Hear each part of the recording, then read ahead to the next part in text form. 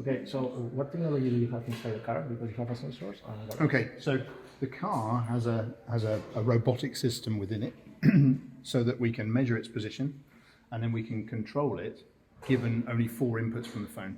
So the phone app, as you've seen, only has 4 singular commands, so stop, go, etc. If you imagine when you get in a car to drive it any distance, you're then using brakes, you're using gears, you're using throttle, etc. So all of that is controlled within an ECU in the back of the car. Okay. So basically when you say drive forward, it then says, okay, I'm going to remove the parking brake, I'm going to put the brake on, I'm going to select gear. Yeah, and it does all of that itself. And then it measures its position in space. And the scenario is really based around extracting it from a car parking space. So, as cars get bigger and spaces get smaller, it gets harder to get into a car. And so the sort of scenario here is that you can just drive the car forwards. Now, of course, driving a car remotely while you're looking at a phone, not necessarily a good idea from a safety perspective. Yeah, that's not what we're talking about here at all. You would need a fully autonomous car to do that. So this car would need more awareness of its surrounding. Yeah. So if we have a 360-degree vigilance with LiDAR, radar, etc., then you could do it because the car protects itself from everyone else, effectively. We haven't gone to that level here, but you could very easily do it. Okay, if one person is in front of the car, you can't move the car, right? Exactly, yeah. So there's radar underneath the front of the car, and that's detecting objects in front of the car. So if it sees anything in front of the car, it stops. If it sees anything to the rear of the car, it stops. So it doesn't hit anything else. Okay, that red button in the movies is turbo? It's stop. Just stop it, basically.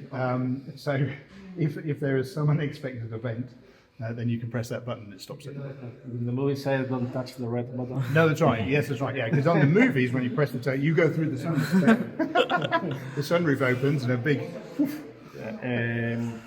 The car with the phone is connected via internet? Or? Yes, exactly. Yeah. So the phone is connected. We've got a computer just behind the screen. It goes to that, and then it goes to here. But it could very easily just communicate directly with the car. It doesn't, either way around. It's just using Wi-Fi. Okay. Do you have preguntas? Do you have any questions? What kind of car is, and it's any specific type, or is you can do it with any type? Any car really. So the car isn't the story here. So it's I know. camouflage, so it looks like a zebra. Okay. In which case do you think it is good to move the car with the eyes? Maybe for parking?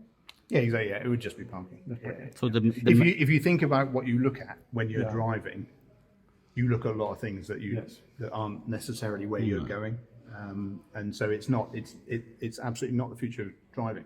But what we're trying to do is provoke interest in the feature. Say, okay, well, actually, there's lots of things you could do. So, if you're disabled, if you've only got one arm, it's quite hard to use a phone with only one arm. When you're doing particular things, you might be on the subway, holding on to or the metro as it is here. So you're on the metro, you can still interact with the phone. An idea quite close to my heart is when I'm working on the car, and I've got really oily fingers, greasy fingers. I don't want to touch the phone, but I want to see the manual, for how to repair it or whatever. Cooking is another example. There's a lot of simpler kind of ways that you can use it. Okay, it's easy to move. I thought it was going to be more hard. Yeah. Bear in mind, you're already giving it one command. Yeah, because all the clever bits are in there. Well, that's right. Yeah, exactly. Yeah, for sure. What is the point of honor in this story? Because you can actually do it with any kind of phone. No. So honor so we're using the eye tracking feature on the phone.